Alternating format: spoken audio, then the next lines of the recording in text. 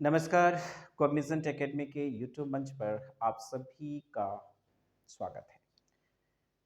काफ़ी दिनों से बच्चों का ये डिमांड था कि वर्मा प्रेस जो एमसीक्यूज का एक गाइड निकाला है उसका सॉल्यूशन जो है पूरा डिटेल एनालिसिस के साथ करा दीजिए। तो आपकी डिमांड पूरी हुई और आज से हम लोग एक सीक्वेंस में वर्मा प्रेस का हर एक क्वेश्चन को हम लोग यहाँ पर डील करने जा रहे हैं। चैनल में नए हैं, चैनल को सब्सक्राइब कर लिए, क्योंकि इस चैनल से आपको बहुत सारी चीज़ें जो है मिलने जा रही है। राइट। तो फटाफट जो है अब हम लोग एमसीक्यू शुरू करेंगे, लेकिन पहला जो डिमांड है वह था कि लॉज ऑफ मोशन चैप्टर से पहले कराइए। तो चलिए आपकी ये डिमांड भी पूरी होती है और लॉज ऑफ मोशन से हम लोग सबसे पहले जो है सारे के सारे ऑब्जेक्टिव क्वेश्चंस को डील करेंगे विथ प्रॉपर एनालिसिस। सबसे पहले जो है अगर लॉज ऑफ मोशंस की अगर हम लोग बात करें तो इसमें कुछ टर्म्स आएंगे, जैसे इनर्शिया है, natural tendency of a body not to change its state. प्रत्येक बॉडी की ये नेचुरल टेंडेंसी होती है कि वो अपना स्टेट को चेंज करना नहीं चाहता है। Inertia directly proportional to mass, that means mass पे डिपेंड करता है। देन आफ्टर जो है इस चैप्टर में हम लोग न्यूटन्स के 3 लॉज के बारे में पढ़ते हैं। Newton's first law of motion, second law of motion और थर्ड लॉ ऑफ मोशन।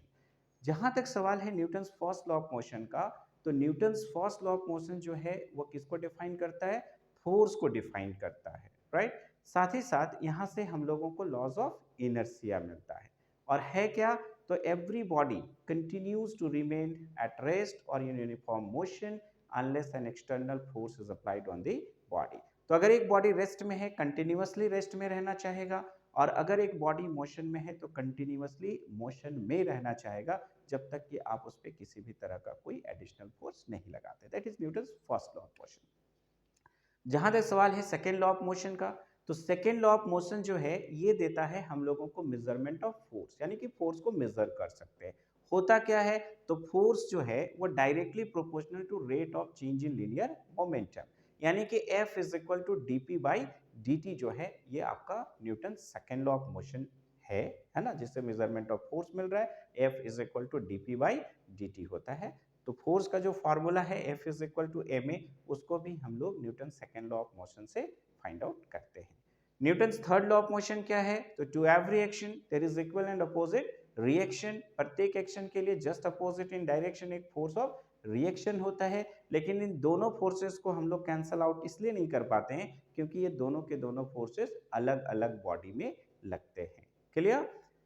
तो ये था Newton third law of motion. इसके बाद जो है इसमें हम लोगों का इम्पल्स आएगा, और इम्पल्स क्या है? तो that is the force of high magnitude acts for a very short interval of time, यानी कि I is equal to F into delta T हो जाएगा। क्लियर? और ये जो इम्पल्स है वो चेंज इन लीनियर मोमेंटम के भी इक्विवेलेंट होता है, बराबर होता है। ये जनरल कॉन्सेप्ट है, आप सबों को मालूम है। और जो हमसे पढ़े हैं तो आपने देखा होगा कि जो नोट्स का हर एक पॉइंट जो है उसको हमने एक शॉर्ट में डील किया है, ये आपको प्रॉपर तरीके से मिलेगा। तो जो भी एमसीक्यूज यहाँ पर है उसके 80% तो आप ऐसे ही सॉल्व कर सकते हो। रिमेनिंग जो 20% है उसमें 10% जो है काफ़ी इजी न्यूमेरिकल प्रॉब्लम्स है, वो न्यूमेरिकल प्रॉब्लम्स भी आपसे बन जाएगा। 10% जो है थोड़ा बहुत अगर कहीं पे दिक्कत आती है तो उसको भी हम लोग यहाँ पर सॉर्ट आउट कर लेंगे। ओके, आइए देखते हैं लॉज ऑफ मोशंस के एमसीक्यूज वर्मा प्रेस के।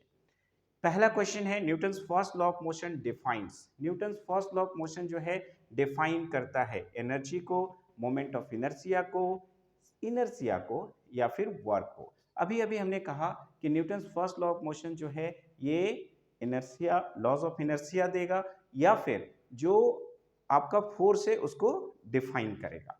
तो यहाँ पर जो कि फोर्स है नहीं, तो दूसरा किसको डिफाइन करता है? इनर्शिया को। राइट। तो इनर्शिया और फोर्स जो है ना, इन दोनों का डेफिनेशन जो है हम लोग Newton's first law of motion से पाते हैं। तो Newton's first law of motion defines inertia, तो पहला का आंसर हो जाएगा option number 3, that is inertia. Second question है measurement of which quantity is obtain through Newton second law of motion. Newton second law of motion से किस quantity को हम लोग मेजर करते हैं? मोमेंटम, इंपल्स, फोर्स या एक्सेलरेशन। तो Newton second law of motion से हम लोग फोर्स को मेजर करते हैं। F is equal to ma, जो फॉर्मूला है वो हम लोगों को Newton second law of motion से ऑब्टेन होता है। थर्ड क्वेश्चन है which law of motion of Newton's define force, कौन सा लॉ ऑफ मोशन जो है फोर्स को डिफाइन करता है। ऑब्वियसली अभी थोड़ी देर पहले ही हमने बताया कि न्यूटन्स फर्स्ट लॉ, तो which law of motion of Newton's defines force, that is first. Fourth one है to every action there is an equal and opposite reaction which law of motion is this, प्रत्येक action के लिए just opposite in direction एक force of reaction होता है। तो कौन सा लॉ ऑफ मोशन जो है यहाँ पर है, तो यहाँ पर देखिए ये है Newton's third law of motion, right. Next है action and reaction act on two different objects, बिल्कुल सही बात है कि दो अलग अलग ऑब्जेक्ट्स में एक्ट करता है, दैट्स वाई उसको हम लोग कैंसल आउट नहीं करते हैं।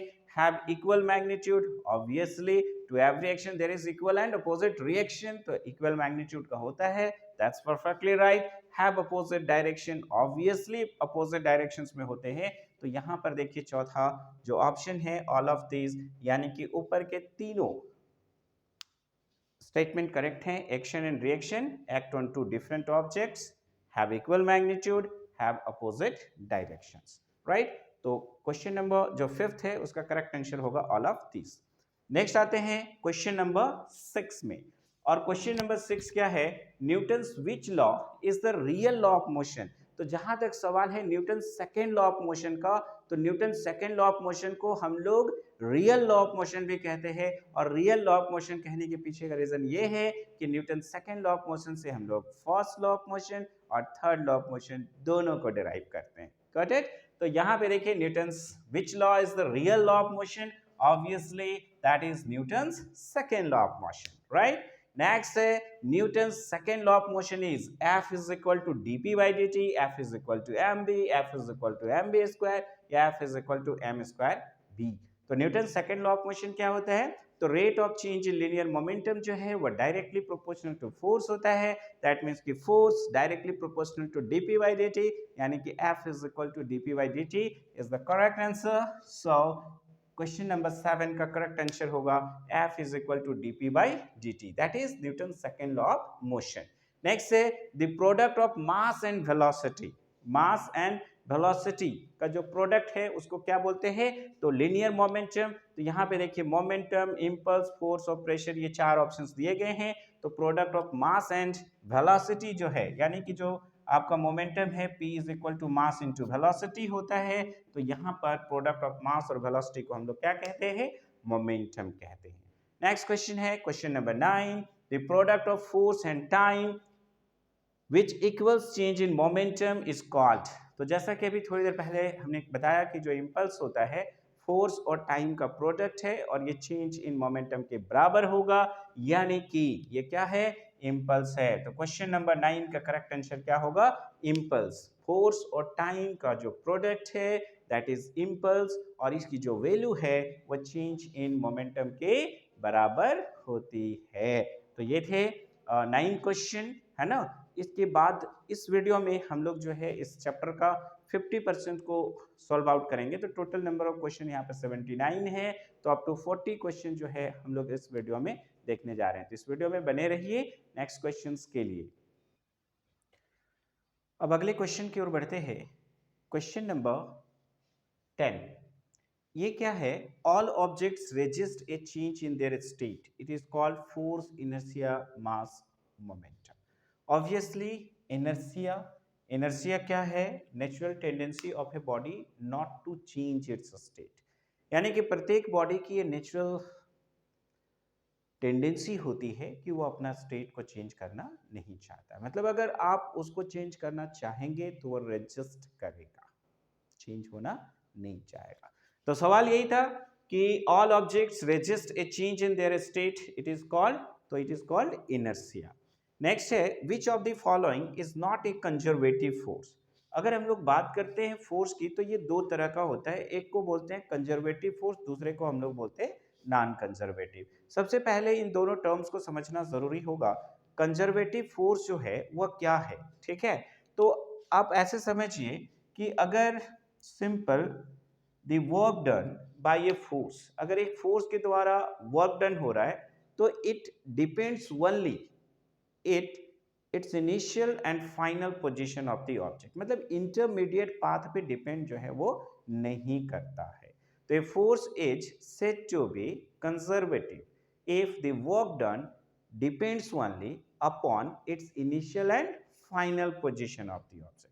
जैसे अगर हम लोग ग्रेविटेशनल फोर्स की बात करें, तो अगर एक ऑब्जेक्ट जो है, ठीक है, इस पोजीशन पे है, एक यहाँ पर है, ठीक है, तो अगर इसको आप यहां से लेके यहां तक जो है अगर आप उसको रेज कर रहे हैं, राइट, तो यहां पर जो वर्क डन होगा W is equal to mgh होगा, सिर्फ और सिर्फ इनिशियल और फाइनल पोजीशन पे आपका डिपेंड कर रहा है। अगर ये यहां से यहां जो है ग्रेविटेशनल फोर्स की वजह से गिर रहा है, तो सिर्फ और सिर्फ अगर आप देखोगे तो इनिशियल और फाइनल पोजीशन पे डिपेंड कर रहा है, इंटरमीडिएट पोजीशन पे डिपेंड नहीं कर रहा है, तो ये कंजर्वेटिव फोर्स है। और एग्जांपल क्या हो सकता है, तो हम लोग कह सकते हैं इलेक्ट्रिकल फोर्स हो गया, मैग्नेटिक फोर्स हो गया, ये सारे के सारे क्या हैं, कंजर्वेटिव फोर्स है। लेकिन नॉन कंजर्वेटिव फोर्स क्या होता है, तो इनके द्वारा जो आपका वर्क डन होगा वह इनिशियल और फाइनल पोजीशन के अलावा जो इंटरमीडिएट पोजीशन है उस इंटरमीडिएट पोजीशन पे यानी कि पाथ पे भी डिपेंड करेगा, राइट। तो अगर पाथ पे डिपेंड कर रहा है तो पाथ जो है, ठीक है, उस पे डिपेंड कौन कर सकता है, फोर्स ऑफ फ्रिक्शन डिपेंड करेगा, क्योंकि फोर्स ऑफ फ्रिक्शन जो है वह रफनेस ऑफ द सरफेस पे डिपेंड करता है, नेचर ऑफ सरफेस पे डिपेंड करता है। अगर सरफेस स्मूथ है फ्रिक्शनल फोर्स कम होगा, और अगर रफनेस ज्यादा है, ठीक है, तो फ्रिक्शनल फोर्स ऑब्वियसली क्या होगा, ज्यादा होगा। तो पाथ पे डिपेंड कर रहा है, that means non conservative force का एग्जांपल कौन है, फ्रिक्शनल फोर्स। ठीक इसी तरह से जैसे कि हम लोग सरफेस में बात कर रहे हैं फ्रिक्शनल फोर्स, लिक्विड के केस में इसी को जो है हम लोग विस्कस फोर्स के नाम से जानते हैं। जैसे अगर एक कंटेनर में, ठीक है, आपने पानी लिया है, पानी को चीनी के साथ घोलने के लिए आप इस तरह से आप उसको घुमाते हो, लेकिन घुमाना जब छोड़ देते हो, ठीक है, तो आफ्टर सम टाइम्स जो है आप देख रहे हो कि वो लिक्विड जो घूम रहा था, ठीक है, वो रेस्ट में आ जाता है। तो रेस्ट में आ रहा है कहने का मतलब कोई ना कोई अपोजिट डायरेक्शन में फोर्स काम कर रहा है, इसी अपोजिट डायरेक्शन में जो फोर्स काम करता है उसको हम लोग बोलते हैं विस्कस फोर्स। तो विस्कस फोर्स जो है ये भी चूंकि फ्रिक्शनल फोर्स ही है ना, लेकिन ये लिक्विड के केस में है, तो ये भी पाथ पे डिपेंड करेगा, दैट मीन्स ये भी एग्जाम्पल होगा नॉन कंजर्वेटिव का। आइए देखते हैं नेक्स्ट क्वेश्चन। यहाँ पे क्वेश्चन नंबर 11 क्या है, which of the following is not a conservative force, इसमें से कौन सा कंजर्वेटिव फोर्स नहीं है। तो यहाँ पे देखिए मैग्नेटिक फोर्स हो गया, ग्रेविटेशनल फोर्स हो गया और इलेक्ट्रोस्टैटिक फोर्स, ये सारे के सारे कंजर्वेटिव हैं। पाथ पे डिपेंड करने वाला यहाँ पर कौन सा है, तो फोर्स ऑफ फ्रिक्शन है, तो यही आपका कंजर्वेटिव फोर्स नहीं है, बाकी सारे कंजर्वेटिव फोर्स है। यहाँ पे देखिए which of the following is non conservative force, इसमें से कौन नॉन कंजर्वेटिव फोर्स है, तो interatomic force, gravitational force, electrostatic force, ये सारे के सारे कंजर्वेटिव फोर्स है। मैंने दो फोर्स को बताया था, एक फोर्स ऑफ फ्रिक्शन और दूसरा विस्कस फोर्स, ये दोनों नॉन कंजर्वेटिव में आमतौर पे पूछे जाते हैं। तो यहाँ पर नॉन कंजर्वेटिव फोर्स कौन सा होगा, विस्कस फोर्स होगा। नेक्स्ट है which of the following is a conservative force, इसमें से कंजर्वेटिव फोर्स कौन सा है, तो ग्रेविटेशनल फोर्स कंजर्वेटिव है, फोर्स ऑफ फ्रिक्शन कंजर्वेटिव नहीं है, विस्कस फोर्स कंजर्वेटिव नहीं है, तो यहां पर आपका आंसर होगा ग्रेविटेशनल फोर्स। ग्रेविटेशनल फोर्स जो है इन चार में से अगर आप देखेंगे तो यहां पर ग्रेविटेशनल फोर्स ही वो ऑप्शन है जो कि कंजर्वेटिव फोर्स है, बाकी फोर्स ऑफ फ्रिक्शन और विस्कस फोर्स है, ये दोनों नॉन कंजर्वेटिव फोर्स हैं। अब देखिए नेक्स्ट क्वेश्चन है, क्वेश्चन नंबर 14, यहाँ है N object of mass 2 kg, एक ऑब्जेक्ट है और इस ऑब्जेक्ट का मास जो है ना, वह कितना है। तो यहाँ पे देखिए अगर हम लोग क्वेश्चन नंबर 14 जो है इसको सॉल्व कर रहे हैं, an object of mass 2 kg, तो m is equal to 2 kg दिया गया है, is moving with acceleration of 50 centimetre per second square, यहाँ पे एक्सेलरेशन दिया गया है 50 centimetre per second square, then force acting on it, तो फोर्स कितना होगा। बहुत ही आसान सा क्वेश्चन है, सिर्फ और सिर्फ आपसे यही गलती हो सकती है कि हड़बड़ी में जो है, ठीक है, आप तो ये जान रहे हो कि force F is equal to mass into acceleration होता है, फोर्स निकालना है, मास भी दिया हुआ है, एक्सेलरेशन भी दिया हुआ है, आप क्या करोगे, सीधा सीधी गुना कर दोगे, 2 × 10 यानी कि 100 हो गया, 100, यहाँ पे गलती हो सकती है, अदरवाइज आपसे कोई गलती हो नहीं सकती है। तो यहाँ पर देखिए कि दोनों जो है ठीक है किस सिस्टम में दिए गए हैं। सबसे पहले न्यूमेरिकल बनाने के वक्त हम लोगों को इसी पे ध्यान देना पड़ता है कि कहीं जो वैल्यूज हैं वो किसी दूसरे सिस्टम में तो नहीं दिए गए हैं। तो सबसे पहले उसको हम लोगों को एक सिस्टम में लेके आना है। आंसर अगर आप देखिए सारे के सारे न्यूटन्स में दिया गया है, तो आप जो है सबसे बढ़िया है कि आप इसको जो है जो 50 सेंटीमीटर पर सेकेंड स्क्वायर है उसको आप किस में चेंज कर लो, मीटर पर सेकेंड स्क्वायर में चेंज कर लो।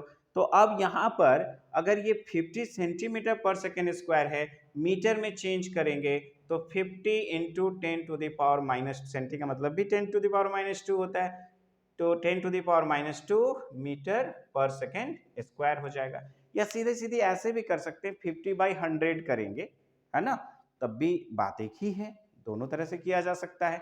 तो अब यहाँ पे देखिए मास हो गया 2 kg और जो एक्सेलरेशन है वो 50 into 10 to the power minus 2 या 50 बाई 100 भी आप इसको लिख सकते हैं। तो अब देखिए मास जो है वो 2 है, अब एक्सेलरेशन जो है हम लोग देख रहे हैं कि 50 into 10 to the power minus 2 है, 50 दूनी 100 हो गया into 10 to the power minus 2, इसको 10 टू द पावर 2 भी लिख सकते हैं into 10 to the power minus 2। तो 10 का पावर प्लस 2 है, 10 का पावर माइनस 2 है, तो इस तरह से देखिए तो 10 का पावर 0 हो गया, और 10 का पावर 0 क्या किसी का भी पावर 0 होगा तो उसका वैल्यू कितना हो जाएगा 1, तो यहाँ पर फोर्स जो है 1 न्यूटन हो जाएगा। तो इस तरह से अगर हम लोग देखें क्वेश्चन नंबर 14 का करेक्ट आंसर जो है वह क्या हो जाएगा 1 न्यूटन। सिर्फ ध्यान रखना है कि जो भी वैल्यूज हैं उसको एक ही सिस्टम में कन्वर्ट करने के बाद ही सॉल्व करें। नेक्स्ट क्वेश्चन है क्वेश्चन नंबर 15। आप यहाँ पे देख रहे हैं in case of uniform motion acceleration is, uniform motion हम लोग किसको कहते हैं, तो यूनिफॉर्म मोशन तब होगा जब वेलोसिटी जो है वो कांस्टेंट होगा, तो यानी कि वेलोसिटी यहाँ पर कांस्टेंट है तब एक्सेलरेशन क्या होगा, तो आप जानते हो कि acceleration a is equal to v minus u by t, rate of change in velocity is called acceleration. लेकिन यहाँ पर केस है यूनिफॉर्म मोशन का, केस है वेलोसिटी कांस्टेंट का, यानी कि इनिशियल वेलोसिटी भी सेम फाइनल वेलोसिटी के। तो उस परिस्थिति में क्या करेंगे, अगर दोनों वेलोसिटी v है तो v माइनस v बट्टा टी और इस तरह से 0 बाई टी, तो हमारा रिजल्ट आ जाएगा कितना 0। तो क्वेश्चन नंबर 15 का करेक्ट आंसर होगा option number 1 and that is 0। Next आते हैं क्वेश्चन नंबर 16 पे। ये क्या है, एक constant retarding force. Retarding force कहने का मतलब होता है फोर्स ऑफ अपोजिशन, और फोर्स ऑफ अपोजिशन के लिए यानी कि डायरेक्शन अगर अपोजिट हो तो उस परिस्थिति में फिजिक्स में हम लोग उसको नेगेटिव साइन देते हैं, राइट। तो यहां पर देखिए एक कांस्टेंट रिटार्डिंग फोर्स है, यानी कि force F is equal to minus 50 newton है, is applied to a body of mass 10 kg, mass दिया गया है m is equal to 10 kg, moving initially with a speed of 10 metre per second, यानी कि u की value है 10 metre per second, the body comes to rest, rest में आ रहा है, मतलब फाइनल वेलोसिटी क्या हो गया 0 हो गया। आफ्टर कितना समय के बाद जो है ये रेस्ट में आएगा, यानी कि टाइम t का वैल्यू जो है ये हम लोगों को फाइंड आउट करना है। तो यहां पर देखिए फोर्स मालूम है, मास मालूम है, तो सबसे पहले हम लोगों को क्या निकालना चाहिए, एक्सेलरेशन निकालना चाहिए। तो यहां पर देखिए force F is equal to mass into acceleration, force हो गया minus 50 is equal to mass हो गया 10 इंटू एक्सेलरेशन, ठीक है। ये एक जीरो जो है इसको काट दीजिए, acceleration a is equal to minus 5 metre per second square, यानी कि यहाँ पर रिटार्डेशन हो रहा है, रिटार्डिंग फोर्स अगर लग रहा है तो ऑब्वियसली वहां पर रिटार्डेशन होगा। तो यहाँ पर रिटार्डेशन की वैल्यू जो है वह minus 5 metre per second square आ गई। आपको निकालना क्या है, टाइम का वैल्यू चाहिए। तो हम लोग जानते हैं कि a is equal to v minus u बट्टा क्या होता है t। अब a है हम लोगों का -5, v की वैल्यू जो है आप देख रहे हो 0 है, u की वैल्यू जो है वह हम लोगों का 10 है, तो 0 माइनस 10 डिवाइडेड बाई टी, यानी कि -5 is equal to -10 by t. Negative negative को कैंसिल करिए, ये 5 दूनी 10 हो गया, तो यहाँ पर t is equal to, t को यहाँ ले आएंगे तो t इज इक्वल टू कितना हो जाएगा 2 सेकेंड हो जाएगा। Got it. यहाँ पर आप ऐसे भी कर सकते हैं, -5 इज इक्वल टू -10/t है, तो t को इधर ले आइए, -10/-5, माइनस माइनस को काट देंगे तो 5 दूनी 10, तो 2 सेकेंड जो है इसका आंसर होगा। और देखिए ऑप्शन नंबर पहला ही 2 सेकेंड है, यानी कि क्वेश्चन नंबर 16 का करेक्ट आंसर होगा option number 1, that is 2 second. Next question की ओर आते हैं। नेक्स्ट क्वेश्चन में है a force of 0.04 Newton, force का मैग्नीट्यूड दिया हुआ है, act on a body of mass 1 kg, act कर रहा है एक बॉडी जिसका मास 1 kg है। The acceleration of the body is, तो एक्सेलरेशन का वैल्यू जो है निकालना है। तो देखिए क्वेश्चन नंबर 17 में मास दिया गया है 1 kg और फोर्स दिया हुआ है 0.04 न्यूटन, और निकालना क्या है, एक्सेलरेशन का वैल्यू निकालना है। बहुत ही सिंपल क्वेश्चन है, आप सब जानते हो कि force F is equal to mass into acceleration, तो यहाँ से acceleration A is equal to force by mass करेंगे, तो फोर्स की वैल्यू जो है आप देख रहे हो 0.04 है, मास 1 है, राइट। तो ये 0.04 जो है इसका एक्सेलरेशन का वैल्यू होगा।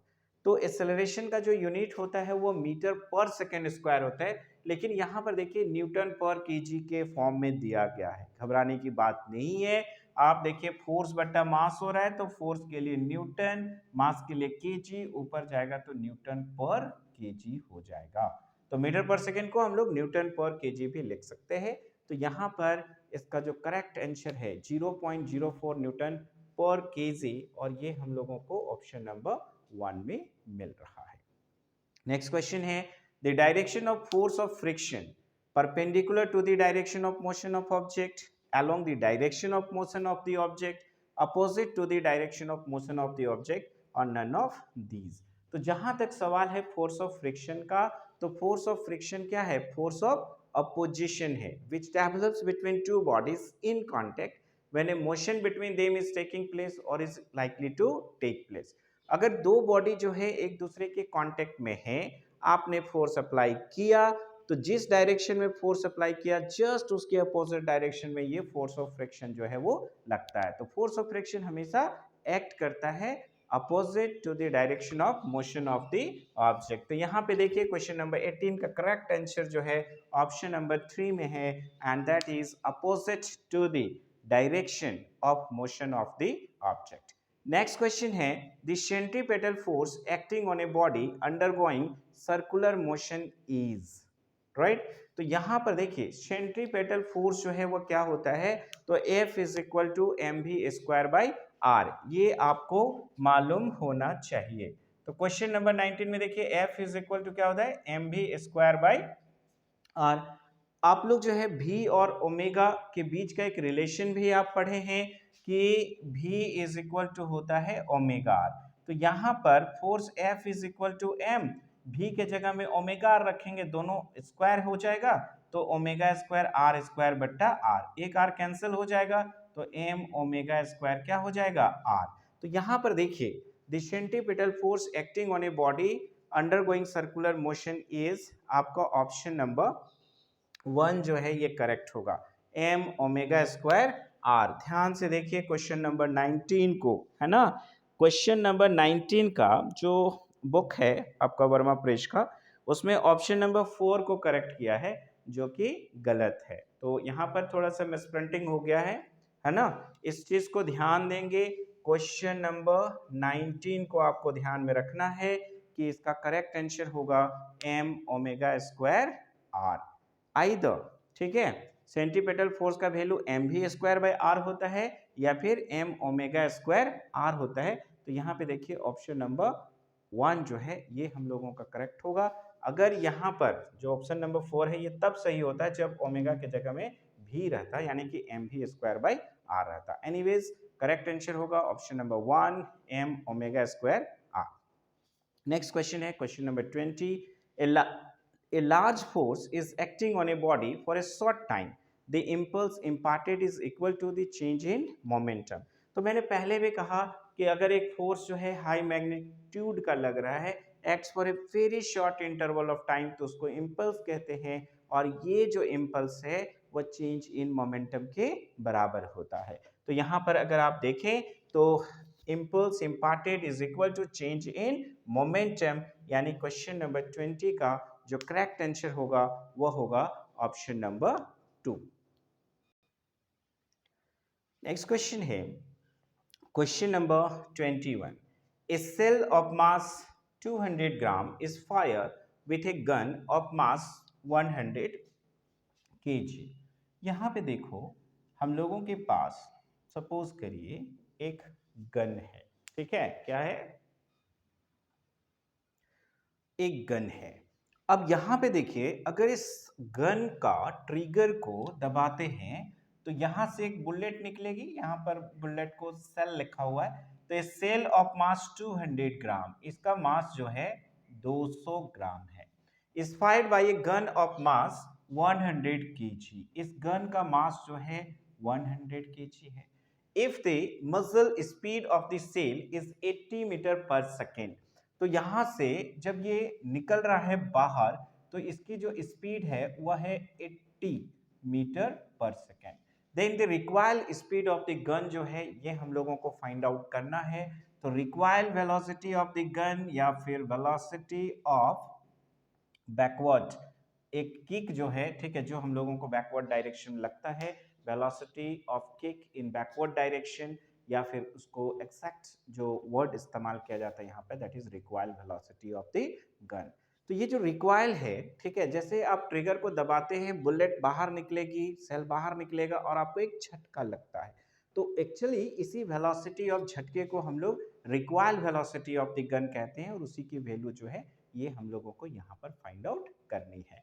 तो यहाँ पे देखिए according to conservation of linear momentum जो है टोटल मोमेंटम, अगर हम लोग बात करें total momentum before firing, before firing that should be equal to क्या होता है, तो टोटल मोमेंटम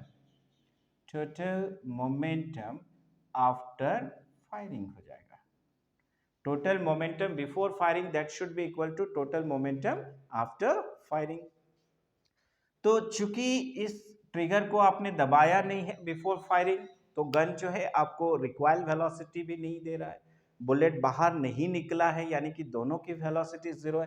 तो इसकी मोमेंटम क्या होगा, स्मॉल एम बी, और इसका मोमेंटम क्या हो जाएगा, कैपिटल एम बी। लेकिन चूंकि बिफोर फायरिंग की बात हो रही है तो दोनों का मोमेंटम 0 + 0। आफ्टर फायरिंग जो है इसकी मोमेंटम हो जाएगी एम भी, गन की जो हो जाएगी वो कैपिटल एम भी। तो यहाँ पे अगर आप देखो तो capital M V is equal to क्या हो जाएगा, माइनस एम भी, यानी कि required velocity of the gun V, capital V is equal to minus M V by capital M होगा। तो जहां रिक्वायर्ड टर्म इस्तेमाल कर रहा है दैट मीन्स उसका जो वैल्यू आएगा that should be in negative, तभी हम लोग उसको रिक्वायर्ड बोलते हैं। तो उसकी जो डायरेक्शन है वो जिस डायरेक्शन में सेल मूव कर रहा है उसके जस्ट अपोजिट डायरेक्शन में ये आपको एक किक मारता है, that is required velocity of the gun. ठीक है, अब यहां पर देखिए मास जो है इस सेल का दिया हुआ है 200 ग्राम, है ना। आंसर जो है, ठीक है, आप देख रहे हैं मीटर पर सेकंड में भी है, सेंटीमीटर पर सेकंड में भी है, दोनों तरह से हम लोगों को निकाल के देखना है। तो यहाँ पे देखिए अगर मास है 200 ग्राम है तो इसको हम लोग लिख सकते हैं -200 इंटू 10⁻³ kg। अब यहाँ पे देखिए वेलोसिटी है 8 मीटर पर सेकेंड तो 8 लिख दिया, डिवाइडेड बाय कैपिटल एम जो है ये हम लोगों का 100 है, तो ये कैंसल आउट हो गया। तो इस तरह से आपको कैपिटल भी की वैल्यू कितनी हो रही है, तो -16 इंटू 10⁻³ मीटर पर सेकेंड आ रहा है। अब यहाँ पे देखिए ये मीटर पर सेकेंड में है और 1 metre is equal to 100 centimetre, तो आपको यहाँ पर क्या करना होगा, 100 से गुना करना होगा। तो इंटू 10⁻³ है, इसको 10 हम लोग 2 करेंगे तो ये सेंटीमीटर पर सेकेंड में आएगा। अब यहाँ पे देखिए कैपिटल भी की जो वैल्यू है, capital V is equal to minus, ये हो गया हम लोगों का 16 इंटू 10⁻, हम लोगों का जस्ट 1 मिनट, हम लोग यहाँ पर क्या कर दिए, v is equal to minus M V बटा कैपिटल एम। ये मास जो है 200 ग्राम है, ठीक है। तो माइनस 200 इंटू 10⁻³ kg हो गया, into 8 metre per second divided by 100। तो यहाँ पर ये 0 जो है वो हम लोग कैंसिल हो गया है ना। ये आपका -16 इंटू 10⁻³ राइट। तो -16 into 10⁻³ into 10⁻² centimetre per second. तो यहाँ पर देखिए ये जो आपका 10⁻³ इंटू 10⁻² है, तो बच जा रहा है हम लोगों का 10⁻⁻1। तो यहाँ पर अगर देखा जाए, ठीक है, चलिए थोड़ा सा मिस्टेक था यहाँ पर। ये देखिए 80 मीटर पर सेकेंड है, जिसको हमने यहाँ पर 8 लिख दिया था, ये आपका 80 मीटर पर सेकेंड हो जाएगा, ठीक है। दैट्स वाई हम लोगों का आंसर मैच नहीं कर रहा था। तो यहाँ पर ये वाला हो जाएगा हम लोगों का 80, है ना। तो ये 2 0 जो है हम लोग का कैंसिल आउट हो गया, 8 दूनी 16। तो यहाँ पर 160 इंटू 10⁻³ होगा, यहाँ पर -160 इंटू 10⁻³ इंटू 10⁻²। तो यहाँ पर अगर आप देखो तो -160 इंटू 10⁻⁻1 या v इज इक्वल टू -160/10, ये कैंसल आउट हो गया। तो v इज इक्वल टू आ गया -16 सेंटीमीटर पर सेकेंड। रिक्वायल बोला है इसीलिए नेगेटिव साइन की बात करेंगे नहीं, उसमें ऑलरेडी नेगेटिव साइन की बात कर रहा है। तो v is equal to 16 centimetre per second. तो यहाँ पर देखिए आपका जो करेक्ट आंसर होगा क्वेश्चन नंबर 21 का, वह हम लोगों का कितना आ जाएगा, तो 16 centimetre per second. Question number 21 का करेक्ट आंसर हो जाएगा option number 1, that is 16 centimetre per second. यहाँ पे थोड़ी सी मिस्टेक हो गई थी हमसे, ये जो 80 मीटर पर सेकेंड दिया हुआ है, ठीक है, उसको हमने 8 लिख दिया था, दैट्स वाई। अदरवाइज जो है बाकी सारा प्रोसेस जो है आपका करेक्ट है। वैल्यू कुछ भी रहे, प्रोसेस जो है, ठीक है, ये आपका सेम होना चाहिए। थोड़ा सा इसको भी आप ध्यान रखेंगे कि वैल्यू जो है कहीं से भी जो है हमारा मिस्टेक ना हो जाए, अदरवाइज इसी तरह से आंसर जो है वो आपका मैच नहीं करेगा। एनीवेज यहाँ पर इस क्वेश्चन में यही है कि shell of mass 200 gram is fired by a gun of mass 1000 kg। गन का मास 1000 kg है, जो सेल निकल रहा है उसका 200 ग्राम है। If the muzzle speed of the shell is 80 metre per second, इसकी स्पीड जो है 80 मीटर पर सेकेंड है, तो required speed of the gun जो है वो क्या होगा, तो दैट शुड बी नेगेटिव, तभी जाके उसको हम लोग रिक्वायर्ड वेलोसिटी कह सकते हैं। तो यहाँ पर देखिए according to conservation of momentum जो है वह होगा total momentum before firing that should be equal to total momentum after firing. तो यहाँ पर फायरिंग के पहले दोनों की वेलोसिटी 0 प्लस 0, ये तो 0 हो जाएगा, M V plus capital M V हो गया। Capital M V is equal to हो जाएगा माइनस एम बी, तो कैपिटल भी की जो वैल्यू है minus M V by capital M, -200 into 10⁻³ V का वैल्यू 80 होगा। मैंने थोड़ा सा वहाँ पे करेक्शन कर रहा हूँ, यहाँ पे मैंने एक 0 जो है कम लिख दिया था बाय मिस्टेक। तो यहाँ पे देखिए ये 80 हो गया, डिवाइडेड बाय 100 सॉल्व करेंगे तो required velocity of the gun जो है वह हम लोगों का -16 सेंटीमीटर पर सेकेंड आएगा। चूंकि required velocity of the gun बोल रहा है, तो रिक्वायर्ड में ही नेगेटिव साइन जो है वहाँ छुपा हुआ है, दैट मीन्स कि इसकी जो वैल्यू आएगी वह होगी 16 सेंटीमीटर पर सेकेंड, जो हम लोगों को ऑप्शन नंबर 1 में देखने को मिल रहा है। नेक्स्ट क्वेश्चन की ओर आते हैं। नेक्स्ट क्वेश्चन है क्वेश्चन नंबर 22। क्वेश्चन क्या है, a cork of mass 10 gram is floating on water, the net force acting on the cork is. तो अगर एक कॉर्क जो है पानी में फ्लोट कर रहा है तो वहां पे दो फोर्स लग रहे हैं, एक उसका वेट है जिसका डायरेक्शन नीचे होगा, और दूसरा जो है एक ऑफ थ्रस्ट फोर्स लग रहा है। तो दोनों के दोनों का मैग्नीट्यूड जो है वह सेम होता है, यानी कि नेट रिजल्टेंट फोर्स जो है वो हो जाएगा हम लोगों का 0। नेक्स्ट क्वेश्चन है, the frictional force acting between two bodies is, है ना। तो जब कभी भी फ्रिक्शनल फोर्स की बात हम लोग करते हैं तो यहाँ पर देखिए अप्लाइड फोर्स इधर है, अप्लाइड फोर्स जो है इस डायरेक्शन में, और जस्ट अपोजिट इन डायरेक्शन जो है हम लोगों का फोर्स ऑफ फ्रिक्शन है। तो ये जो फोर्स ऑफ फ्रिक्शन है, इसका मास सपोज करिए m है, तो नीचे आपका mg लगेगा, ऊपर क्या है, नॉर्मल रिएक्शन r। तो ये जो फोर्स ऑफ फ्रिक्शन है वो डायरेक्टली प्रोपोर्शनल होता है नॉर्मल रिएक्शन r का। तो यहाँ पे देखिए पहला ऑप्शन है directly proportional to the normal reaction, inversely proportional नहीं होगा, directly proportional to mass, inversely proportional to mass. तो frictional force acting between two bodies is directly proportional to the normal reaction होगा। नेक्स्ट वन है question number 24, a particle moving in circular path of radius r with velocity v, then centripetal acceleration of the particle is। तो centripetal acceleration a is equal to होता है v square by r। तो यहाँ पे देखिए 24 में हम लोगों को v स्क्वायर बाई r जो है ऑप्शन नंबर 4 में दिया गया है, यानी कि क्वेश्चन नंबर 24 का करेक्ट आंसर होगा option number 4, that is v square by r।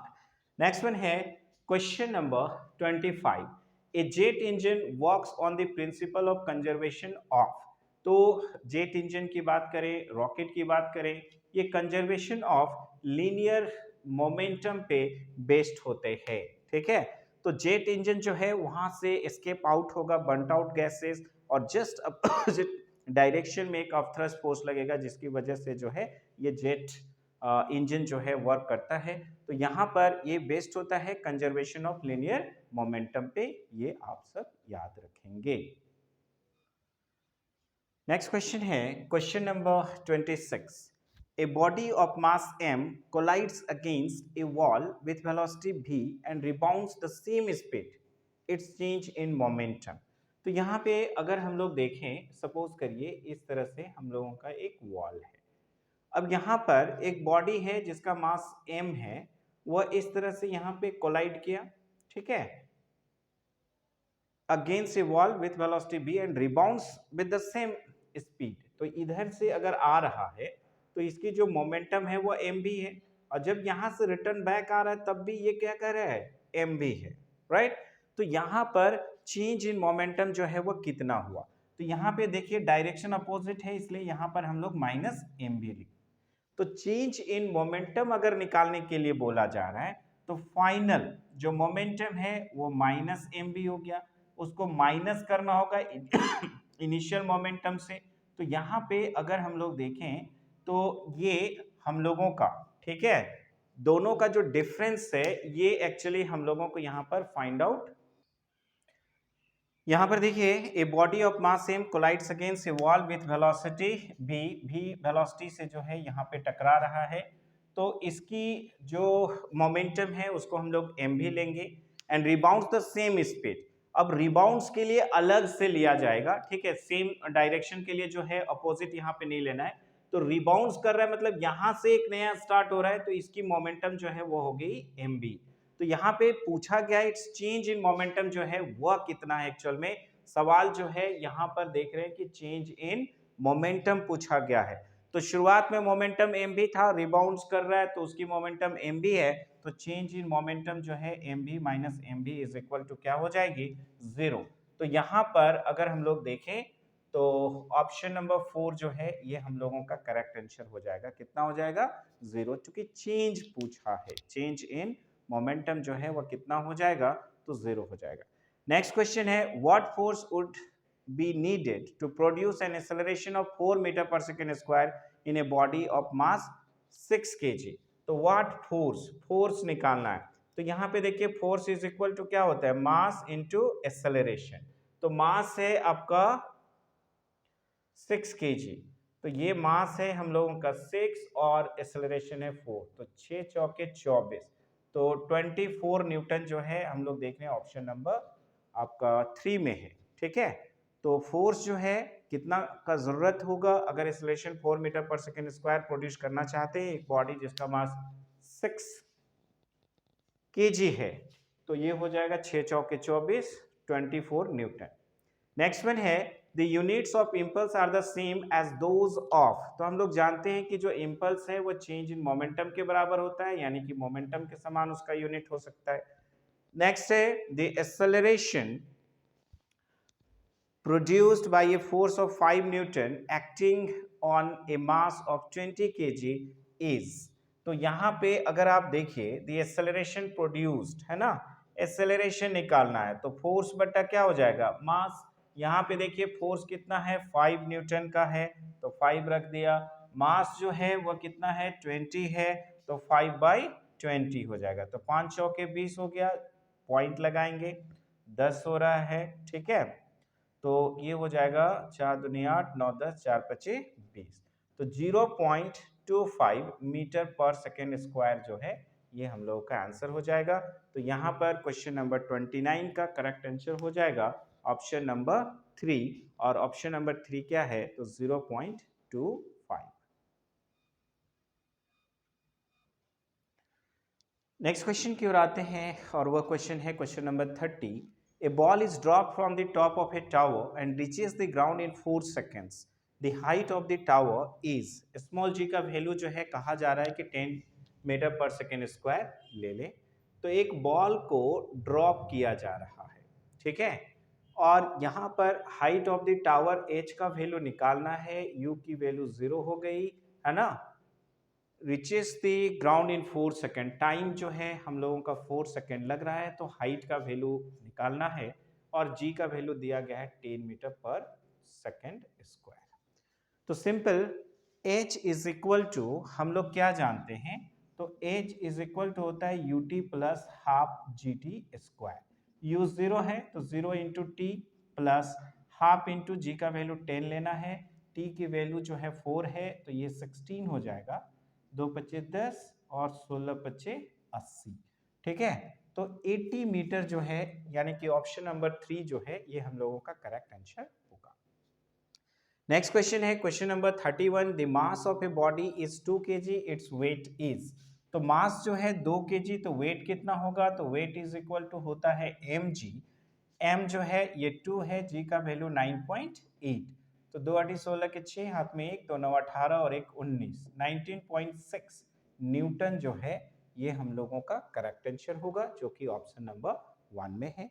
Next one है conservation of momentum in A collision between particles can be understood from conservation of energy, Newton's first law only, Newton's second law only, both Newton's second and third law। ठीक है, तो अगर conservation of momentum की बात करें तो simple हम लोग जानते हैं कि if there is no any external force applied on a system then momentum of the system remains constant. यानी कि अगर f की वैल्यू 0 होगी तो p का वैल्यू कांस्टेंट होगा। तो Newton second law of motion से हम लोग निकाल सकते हैं f is equal to D P by D T. F की वैल्यू अगर 0 ले लिया जाए तो D P by D T का वैल्यू 0, यानी कि चेंज इन मोमेंटम का वैल्यू 0, यानी कि p is equal to a constant. तो एक तो Newton second law of motion हो गया। दूसरा क्या है थर्ड लॉज ऑफ मोशन में हम लोग जानते हैं कि to every action there is equal and opposite reaction. तो यहाँ पे conservation of momentum in collision between particles, तो दो पार्टिकल्स के बीच में जो है वह कॉलिजन हो रहा है तो दो इक्वल और अपोजिट फोर्सेस जो हैं यहाँ पर सिंपल जो नेट रिजल्टेंट फोर्स है, ठीक है, that will be equal to 0। तो ये जो f की वैल्यू 0 आ रही है हम लोगों को यहाँ से मिलेगा और f का वैल्यू 0 होगा तो मोमेंटम p का वैल्यू कांस्टेंट होगा। तो conservation of momentum in A collision between particles can be understood from, तो यहाँ पर हो जाएगा both Newton second and third law, यानी कि ऑप्शन नंबर 4 जो है ये करेक्ट होगा क्वेश्चन नंबर 32 का। नेक्स्ट आते हैं अगले क्वेश्चन की ओर और अगला क्वेश्चन है question number 33। A stone of mass 1 kg, एक स्टोन है जिसकी मास है 1 kg, is lying on the floor of a train which is accelerating with 1 metre per second square. Net force हम लोगों को फाइंड आउट करना है। Force F is equal to mass into acceleration, mass है 1, acceleration भी 1, right. तो यहाँ पे देखिए सिंपल 1 kg का मास है, एक्सेलरेशन 1 है तो 1 इंटू 1 यानी कि हम लोगों का 1 न्यूटन, ठीक है, that is the correct answer और ये हम लोगों को ऑप्शन नंबर 2 में मिल रहा है। तो इस तरह से हम लोग देखते हैं क्वेश्चन नंबर 33 का जो करेक्ट आंसर होगा वह हो जाएगा हम लोगों का 1 न्यूटन। नेक्स्ट वन है a cyclist bends while taking turn 2। जब कभी भी एक साइक्लिस्ट को सर्कुलर टर्न लेना होता है तो वो बैंड करता है, राइट। और वो बैंड करता है किस लिए, तो to get necessary centripetal force, जो जरूरी सेंट्रीपेटल फोर्स है उसको पाने के लिए वो बैंड करता है। तो a cyclist bends while taking turn to, इसका करेक्ट आंसर होगा generate required centripetal force, generate required centripetal force. Next question है question number 35। A cyclist is moving in a circular path of radius 80 meter with a velocity of 10 meter per second. His angle of bend with the vertical is, तो angle of banking का सवाल है। हम लोग जानते हैं कि angle of banking में टेन थीटा की जो वैल्यू है वो भी स्क्वायर बाई आर जी के बराबर होती है। तो यहाँ पर अगर हम लोग देखें रेडियस जो है वह दिया गया है 80 मीटर, जी की वैल्यू लेनी है 10 मीटर पर सेकेंड स्क्वायर और वेलोसिटी है 10 मीटर पर सेकेंड। तो वेलोसिटी 10 मीटर पर सेकेंड यानी कि 10 इंटू 10 डिवाइडेड बाय आर कितना है 80, जी का वैल्यू कितना लेना है 10, ये कैंसल आउट हो गया। तो यहाँ पे देखिए tan theta is equal to 1/8 हो गया, that means theta is equal to हो जाएगा tan इनवर्स 1/8। तो यहाँ पर theta is equal to tan inverse 1/8, यानी कि क्वेश्चन नंबर 35 का करेक्ट आंसर होगा ऑप्शन नंबर 2। क्वेश्चन नंबर 36 क्या है, a book is lying on a table. अगर सपोज करिए ये हम लोगों का एक टेबल है, इस टेबल के ऊपर में एक बुक जो है लाई कर रहा है। What is the angle between the action of the book on the table and the reaction of the table on the book? तो एक्शन जो है अगर हम लोग कहें, है ना, एक्शन ऑफ द बुक जो है टेबल पर, ये हो गया इसका वेट, है ना, and reaction of the table जो है ये हो गया हम लोगों का नॉर्मल रिएक्शन आर। तो सवाल है कि इन दोनों के बीच में यानी कि एक्शन और रिएक्शन के बीच में बनने वाला एंगल जो है वह कितने का है। तो आप देख रहे हैं कि यहाँ पर एंगल कितना होगा 180 degree. Rocket propulsion is based on the principle of conservation of linear momentum. ठीक है, तो principle of conservation of momentum यानी कि यहाँ पर mv is equal to a constant होगा। और रॉकेट प्रोपल्शन जो है कंजर्वेशन ऑफ लीनियर मोमेंटम का एक ऐसा एग्जांपल है जिसमें मास जो है उसके चेंज होने की वजह से वेलोसिटी जो है बढ़ती जाती है, क्योंकि जो रॉकेट है उसके कंटेनर का फ्यूल कंजम्पशन होगा, बर्नट आउट गैसेस नीचे निकलेगा। और इस तरह से अगर हम लोग देखें, ये हम लोगों का अगर एक रॉकेट है तो यहाँ से बर्नट आउट गैसेस बाहर निकलेंगे और एक अपथ्रस्ट फोर्स जो है ऊपर में लगेगा। लेकिन जैसे जैसे रॉकेट ऊपर जाएगा मास की वैल्यू जो है वो घटेगी, जिसकी वजह से वेलोसिटी जो है वो क्या करता है, बढ़ता है, इंक्रीज करता है। तो rocket propulsion is based on the principle of conservation of linear momentum. Next question है question number 38। In the motion of rocket the physical quantity conserved is. तो यहाँ पर लीनियर मोमेंटम होगा। तो रॉकेट प्रोपल्शन बेस्ड होता है principal of conservation of linear momentum का, यानी कि जो फिजिकल क्वांटिटी जो कंजर्व होता है वह क्या होगा, लीनियर मोमेंटम। अब नेक्स्ट आते हैं क्वेश्चन नंबर 39 पे। 39 क्या है, a ball of mass m strikes a rigid wall. यहाँ पे देखिए एक बॉल है और इस बॉल का मास जो है वह कह रहा है कि m है, और ये क्या कर रहा है, एक रिजिड वॉल जो है उससे स्पीड u के साथ जो है टकराता है and rebounds with the same speed, and then after rebound भी कर रहा है सेम स्पीड से, the impulse imparted to the ball by the wall is. तो इम्पल्स का वैल्यू जो है ये हम लोगों को फाइंड आउट करना है। तो यहाँ पे देखिए इम्पल्स जो है दो तरह से निकाला जाता है। एक तो force of high magnitude acts for a very short interval of time, यानी कि I is equal to F into delta T के जरिए भी हम लोग फाइंड आउट करते हैं। और जो दूसरा है वह क्या है कि इम्पल्स जो है वह चेंज इन मोमेंटम के भी बराबर होता है। तो यहाँ पे अगर ये स्ट्राइक्स कर रहा है तो यहाँ पर इसकी मोमेंटम mu है, जब ये रिटर्न बैक आ रहा है तो सेम स्पीड से, दैट मीन्स ये भी आपका mu है। तो आप यहाँ पे देखिए कि जो चेंज इन जो मोमेंटम होगा वह इम्पल्स होगा। तो यहाँ पे डायरेक्शन चेंज हो गया तो ये माइनस mu हो गया, तो फाइनल मोमेंटम हो गया माइनस mu। उसको हम लोग चेंज कर रहे हैं यानी कि माइनस इनिशियल है mu, तो इस तरह से इम्पल्स जो है -2mu जो है यहाँ पर होना चाहिए। तो -2mu जो है यहाँ पे हम लोग देख रहे हैं कि ऑप्शन नंबर 4 है, that is the correct answer. Next question है which physical quantity have the same unit as that of impulse. तो चूंकि इम्पल्स जो है चेंज इन मोमेंटम के बराबर होता है, यानी कि इसका यूनिट जो है वो मोमेंटम के समान होगा। तो ये थे लॉज ऑफ मोशन के फर्स्ट 40 क्वेश्चन जो हमने यहाँ पर देखा वर्मा प्रेस से। और नेक्स्ट जो रिमेनिंग क्वेश्चन है अप टू 79 है इस चैप्टर में, तो हम लोग नेक्स्ट वीडियो में जो है उसको हम लोग कंप्लीट करेंगे। तो आपको हमारा ये वीडियो कैसा लगा कमेंट बॉक्स में ज़रूर बताएं। नेक्स्ट कौन सा जो चैप्टर है उसका आपको एमसीक्यू चाहिए ये भी आप हमें कमेंट कर सकते हैं, उसी के अकॉर्डिंग जो है मैं वीडियो बना दूंगा। ओके, तो thank you for watching and associated with my channel Cognizant Academy. Thank you.